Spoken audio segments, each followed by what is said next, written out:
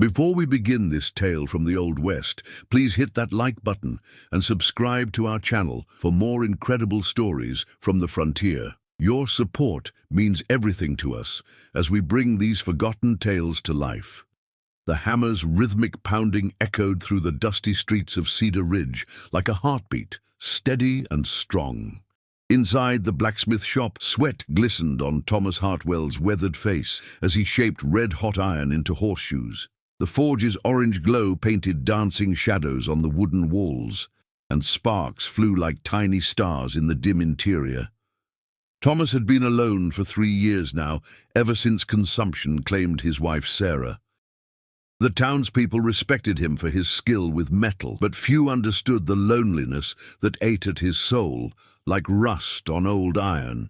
At 42, he'd resigned himself to a life of solitude, finding comfort only in the familiar weight of his hammer and the satisfying hiss of hot metal meeting water. The autumn wind whistled through the gaps in the shop's wooden walls, carrying the scent of burning leaves and the distant promise of winter. Thomas paused in his work, wiping his brow with a leather apron stained black from years of use. Outside, the main street stretched like a brown ribbon between weather-beaten buildings, their paint peeling under the relentless prairie sun. It was on such an evening that fate arrived in Cedar Ridge, disguised as a small boy with torn clothing and hollow eyes. The child appeared in Thomas's doorway like a ghost, his thin frame silhouetted against the dying light. Mud caked his bare feet, and his blonde hair hung in tangled strands around a face that spoke of hunger and desperate wandering. The boy couldn't have been more than 8 years old, yet his blue eyes held the weight of someone who'd seen too much of the world's cruelty. He clutched a small bundle wrapped in faded cloth, pressing it against his chest like a shield. When Thomas looked up from his anvil, the child flinched but didn't run, as if his legs had finally given up carrying him further. Thomas set down his hammer slowly, not wanting to frighten the boy. The forge's heat had made the shop warm, despite the cool evening air outside. He noticed how the child's ribs showed through his torn shirt and how his lips were cracked from thirst. The blacksmith's heart, hardened by years of loss, began to soften like iron in the flames. "Who are you, son?" the blacksmith asked gently, his deep voice barely above a whisper. The boy's mouth opened, but no words came out, only a small whimper that seemed to echo the loneliness Thomas knew so well. In that moment, something shifted in the big man's chest, like tumblers falling into place in a long locked door. The child took a tentative step forward, then another, drawn perhaps by the warmth of the forge or the unexpected kindness in Thomas's eyes. His small hand reached out to touch the smooth surface of the anvil, and Thomas noticed the boy's fingers were stained with ink, suggesting he might know how to read and write, despite his bedraggled appearance. "My name's Billy," the boy finally whispered, his voice barely audible above the crackling of the dying fire. Thomas knelt down slowly, bringing himself to the child's eye level. The smell of coal smoke and heated metal filled the air between them, but neither seemed to notice. In Billy's eyes, Thomas saw a reflection of his own loneliness, magnified by youth and desperation. The blacksmith's calloused hands, so skilled at shaping stubborn metal, trembled slightly as he reached out to the boy. Billy didn't pull away when Thomas gently placed a palm on his thin shoulder. The child felt fragile as bird bones, yet there was something resilient in his posture that reminded Thomas of the finest steel he'd ever worked with. That night, Thomas fed Billy warm soup and gave him clean clothes that had once belonged to the son he and Sarah never had. The boy ate slowly, as if afraid the food might disappear, and kept glancing toward the door, as though expecting someone to burst in and drag him away. The oil lamp cast a golden circle of light around the small table, creating an island of warmth in the gathering darkness. As weeks passed, Billy proved himself eager to help around the shop. His small hands couldn't lift the heavy hammers, but he could tend the fire, organize tools, and even help with simple tasks like filing rough edges smooth. The sound of the boy's laughter began to fill the empty spaces in Thomas's heart, like mortar filling cracks in a foundation. The townspeople of Cedar Ridge watched this unlikely pair with curiosity and growing approval. They'd always respected Thomas for his honesty and skill, but now they saw a gentleness in him that the years of solitude had hidden. Billy's presence seemed to bring out the best in the taciturn blacksmith, like a bellows breathing life into cooling embers. Winter settled over the prairie like a thick blanket, bringing with it howling winds and snow that piled against the shop's windows in crystalline drifts. Thomas and Billy spent the long evenings by the fire, the boy learning to read from an old Bible while the blacksmith mended tools and planned projects for the spring. Their quiet companionship felt as natural as breathing. It was during one of these peaceful evenings that trouble arrived in the form of 3 men on horseback. Their leader, a tall man with cruel eyes and a sheriff's badge that looked suspiciously new, claimed Billy was a runaway indentured servant. The boy pressed close to Thomas's side, his small body trembling like a leaf in a storm. The fake sheriff's voice cut through the winter air like a blade. "You harboring stolen property, blacksmith. That boy belongs to Marcus Grimm up in Dry Creek, and there's a reward for his return." Thomas felt Billy's grip tighten on his arm, and he could sense the terror radiating from the child like heat from the forge. Thomas stepped forward, his massive frame blocking the doorway. The evening light caught the steel in his eyes, and his voice carried the authority of a man who'd never backed down from a fight. "The boy stays with me," he said simply, but his tone suggested mountains would move before he'd surrender Billy to these men. The confrontation stretched taut as a bowstring, with the 3 mounted men studying Thomas's determined stance. Snow began to fall again, dusting their shoulders with white crystals that caught the lamplight spilling from the shop's windows. In the distance, a coyote howled, its voice carrying across the frozen prairie like a warning. After what felt like hours but was probably only minutes, the false sheriff spat into the snow and wheeled his horse around. "This ain't over, blacksmith," he growled, but Thomas had already turned his back and was guiding Billy inside. The boy's small hand found Thomas's larger one, and neither let go until the sound of hoofbeats faded into the night. Spring arrived early that year, painting the prairie with wildflowers and filling the air with the sweet scent of new grass.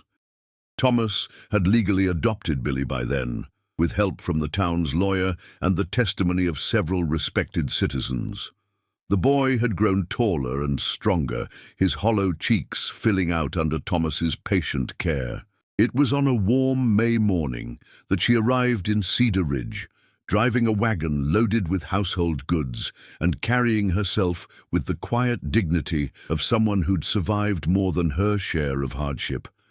Her name was Margaret Sullivan, and she'd come west from Missouri after losing her husband in the war between the states. Margaret's dark hair was streaked with premature silver, and her green eyes held depths that spoke of both sorrow and strength. She moved with purpose as she inquired about renting the small house next to the church, her voice carrying a slight Irish accent that made Thomas think of music and laughter he'd almost forgotten existed. Billy took to Margaret immediately, perhaps recognizing in her the maternal warmth he'd been missing. She had a daughter of her own, little Emma, who was 6 years old with red curls and freckles scattered across her nose like cinnamon on cream. The 2 children became fast friends, their laughter ringing through the streets like church bells.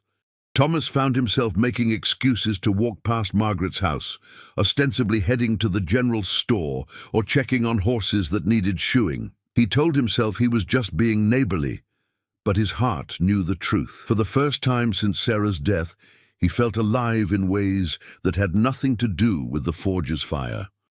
Margaret supported herself by taking in sewing and washing, her skilled fingers able to mend both torn cloth and broken hearts. She had a way of listening that made people want to share their troubles, and soon half the town was finding reasons to visit her small parlor. Thomas often heard the sound of women's voices through her open windows, mixing with Emma's giggles and Billy's excited chatter. The summer passed in a haze of long days and warm evenings. Thomas began joining Margaret and the children for Sunday picnics by the creek that wound through the cottonwoods east of town. Billy and Emma would splash in the shallow water while the adults sat in the shade, talking about everything and nothing. Margaret's laugh was like water over smooth stones, and Thomas found himself working to earn it. One evening, as they watched the children chase fireflies in the gathering dusk, Margaret's hand brushed against Thomas's on the blanket they shared. Neither pulled away, and in that moment of connection something shifted between them, like the changing of seasons. The air smelled of honeysuckle and possibility, and the future suddenly seemed less certain, but infinitely more hopeful. Their courtship was gentle and unhurried, like the careful work of Thomas's hands when shaping delicate metalwork. They walked together in the evenings, with the children running ahead to collect interesting stones or chase rabbits through the sagebrush. Margaret's presence filled the empty corners of Thomas's life, the way morning light fills a room. The whole town seemed to hold its breath as they watched this romance unfold. Thomas had been alone so long that some had begun to think he'd never love again, but Margaret's arrival had awakened something in him that everyone could see. She, too, seemed to bloom under his patient attention, like a flower finally receiving enough sunlight to grow. By autumn, Thomas knew he couldn't imagine life without Margaret and Emma. The four of them had become a family in all but name, sharing meals and laughter and the comfortable silence of people who belong together. When he finally worked up the courage to propose, he did it the only way he knew how, with his hands and his heart. He spent weeks crafting a ring from the finest silver he could find, working late into the night by lamplight to get every detail perfect. The band was simple but elegant, engraved with tiny roses that seemed to bloom from the metal itself. When he finally knelt before Margaret in her small parlor, with Billy and Emma watching wide-eyed from the doorway, his voice shook with emotion. Margaret's yes was barely a whisper, but it carried the weight of all her hopes and dreams. The children cheered and rushed forward to hug them both, and in that moment Thomas felt something he'd thought was lost forever. The blacksmith's forge had shaped countless pieces of metal, but love had shaped his heart into something entirely new. Their wedding was held in the little church on a crisp October morning, with the entire town in attendance. Margaret wore a dress of cream-colored silk that she'd sewn herself, and Thomas had even convinced Billy to wear his first proper suit. Emma scattered flower petals down the aisle, her red curls bouncing with each step. The preacher's words seemed to float on the autumn air like music, but Thomas only had eyes for Margaret. When he slipped the silver ring onto her finger, it fit perfectly, as if it had been waiting there all along. The kiss they shared tasted of promise and new beginnings, and the congregation's applause echoed off the church's wooden walls like thunder. The reception was held in the town square, with tables groaning under the weight of food brought by every family in Cedar Ridge. Mrs. Henderson had baked her famous apple pies, and Mr. Jameson had contributed several bottles of his carefully hoarded whiskey. Children ran between the tables while their parents danced to the fiddle music that drifted across the evening air. As the celebration wound down and the last guests departed, Thomas and Margaret stood together on the porch of what was now their shared home. Billy and Emma had fallen asleep in the parlor, curled up together like puppies after a long day of excitement. The stars wheeled overhead in patterns as old as time, and the night air carried the scent of wood smoke and contentment. That winter was the warmest Thomas could remember, not because of the weather, but because of the love that filled every corner of their home. Margaret's cooking transformed their simple meals into feasts, and her laughter made even the coldest nights feel like spring. Billy and Emma adapted to being siblings with the easy grace of children, their bond growing stronger with each passing day. The blacksmith shop became a gathering place for the children of Cedar Ridge, who loved to watch Thomas work the bellows and shape glowing metal into useful things. Margaret often brought him lunch and stayed to chat with customers, her easy manner making everyone feel welcome.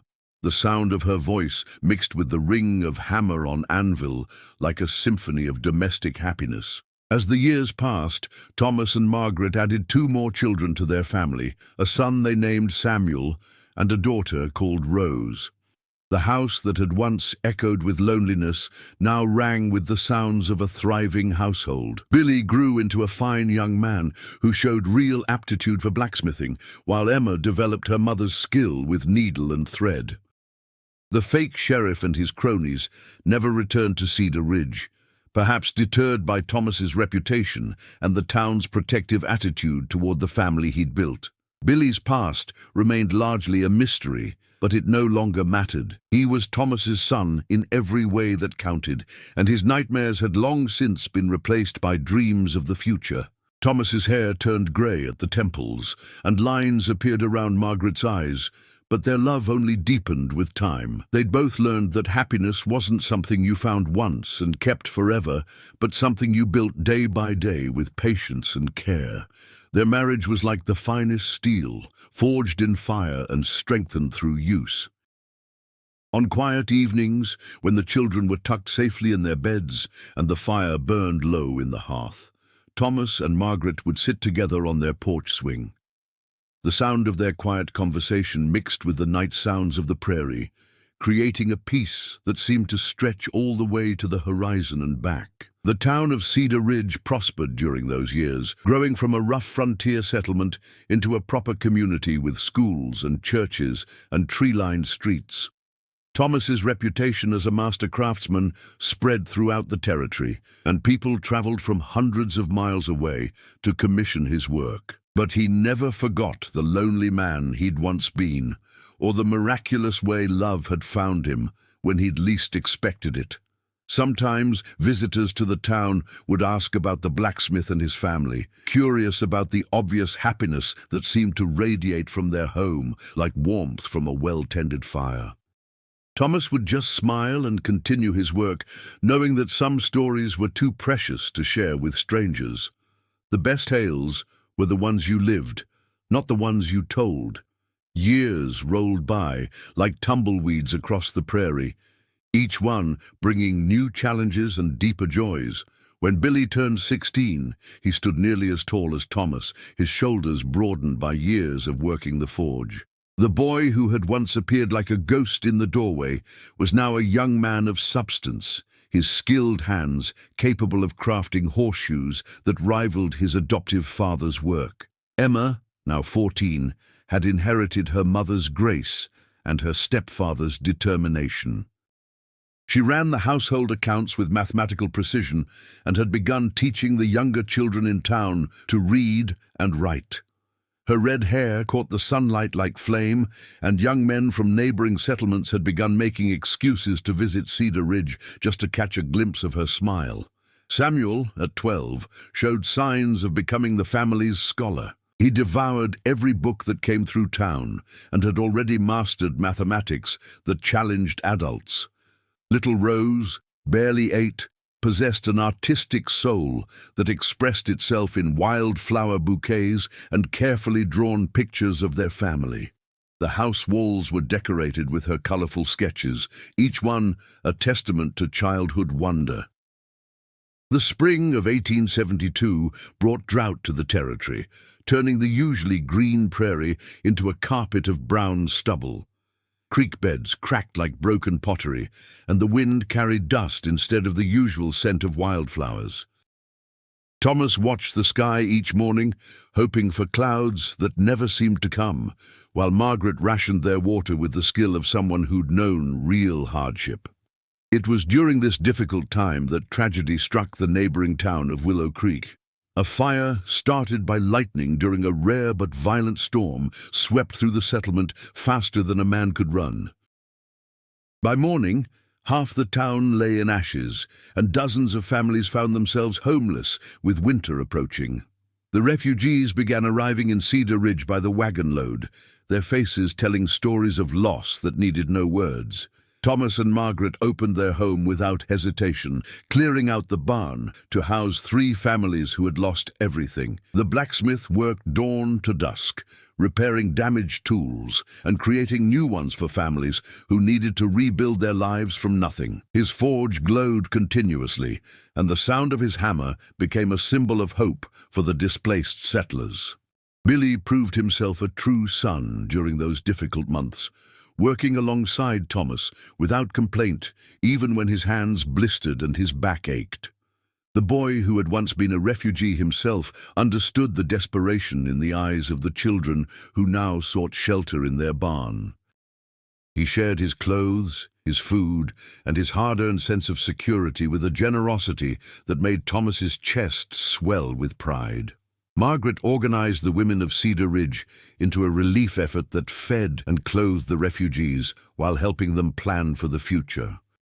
Her kitchen became the heart of the operation, with soup constantly simmering on the stove and fresh bread cooling on every available surface. Emma and Rose worked beside their mother, learning lessons about compassion that no school could teach.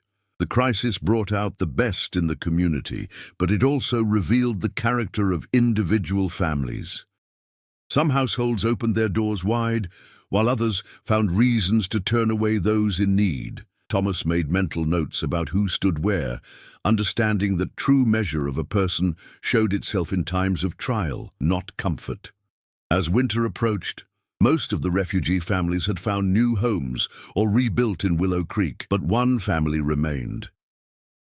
The Hendersons had lost not just their home, but their patriarch to the fire, leaving widow Sarah Henderson with 4 young children and no means of support.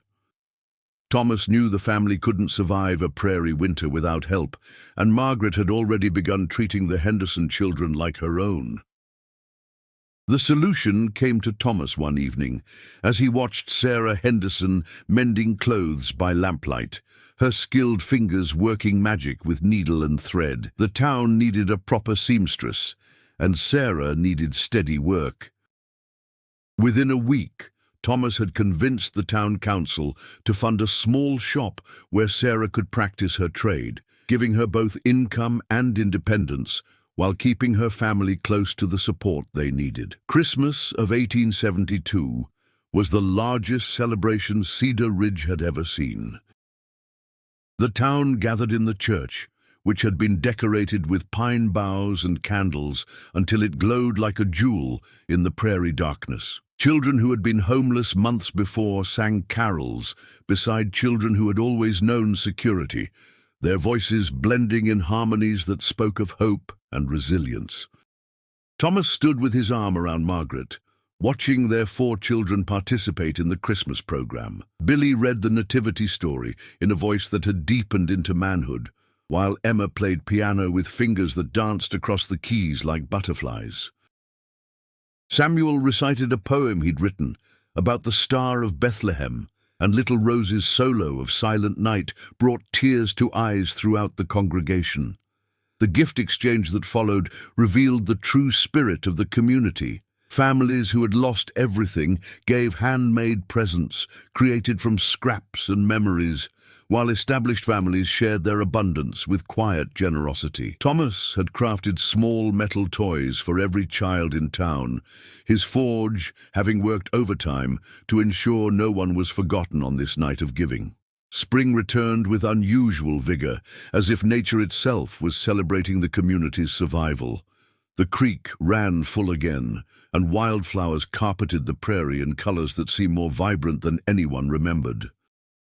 Thomas expanded his shop to accommodate Billy's growing skills, creating a partnership that would serve the community for generations to come. Margaret announced that summer that she was expecting again, news that sent ripples of joy through the household and the town. At 38, she worried about the risks, but Dr. Morrison assured her that her strength and health were excellent.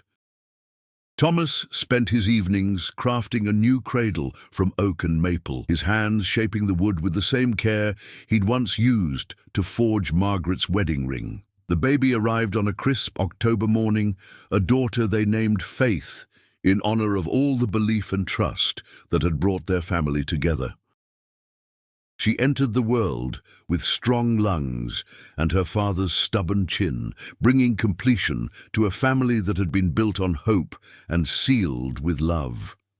Billy, now 18 and fully Thomas's partner in the blacksmith trade, announced his engagement to Mary Patterson, the banker's daughter. The young woman had captured his heart with her intelligence and kindness, qualities that reminded him of the mother he'd gained when Thomas and Margaret married. The wedding was planned for the following spring, ensuring that the cycle of love and family would continue into the next generation. Emma's suitors had multiplied over the years, but she showed no interest in settling down just yet. She had plans to attend the Teachers' College in the territorial capital, determined to return and establish a proper school for Cedar Ridge. Her independence sometimes worried Margaret, but Thomas understood his stepdaughter's need to make her own mark on the world before accepting the traditional role of wife and mother. Samuel, now 15, had grown into the scholar the family had expected, but he'd also developed a surprising aptitude for business. He helped manage the blacksmith shop's accounts and had begun investing the family's modest savings in land and livestock. His careful planning promised security for future generations, ensuring that the family Thomas and Margaret had built would prosper long after they were gone. Little Rose, now 11, continued to see beauty in everything around her. Her artistic talents had evolved from simple drawings to elaborate paintings that captured the essence of prairie life. Traveling merchants had begun offering to buy her work, though Margaret insisted the child should focus on education before considering art as a profession. As Thomas entered his 5th decade, he often paused in his work to marvel at the life he'd built. The lonely man, who had once found solace only in the rhythm of hammer on anvil, now presided over a household that rang with laughter and buzzed with activity. His children, both born and chosen, had grown into fine young people who would carry his values into an uncertain future. The town of Cedar Ridge had evolved too, growing from a rough frontier settlement into a prosperous community with paved streets and gas lamps. Thomas's reputation as a master craftsman had attracted other skilled artisans, and the town now boasted a furniture maker, a jeweler, and even a small foundry. Progress was arriving on every wagon train, but the community had managed to retain its character and closeness. Sometimes, on quiet Sunday afternoons, Thomas and Margaret would walk to the hill overlooking the town, baby Faith sleeping peacefully in Margaret's arms. From that vantage point, they could see the whole of their world spread out below them. The neat houses with their kitchen gardens, the church steeple pointing toward heaven, and the main street where their neighbors conducted the business of living. The view reminded Thomas of how much had changed since that autumn evening when a scared little boy had appeared in his doorway. That moment of decision to take Billy in had set in motion a chain of events that transformed not just his own life, but the lives of everyone around him. Love, he realized, was like the iron he worked in his forge, raw material that could be shaped into something beautiful and useful, but only with patience, skill, and the right amount of heat. As our story draws to a close, I'd love to hear from you in the comments below. Do you think Thomas would have been complete as a person if he'd never found Billy, or did he need both the boy and Margaret to become the man he was meant to be? Share your thoughts about how family is formed, not just born, and how communities can come together during times of crisis. And don't forget to subscribe for more tales from the American frontier.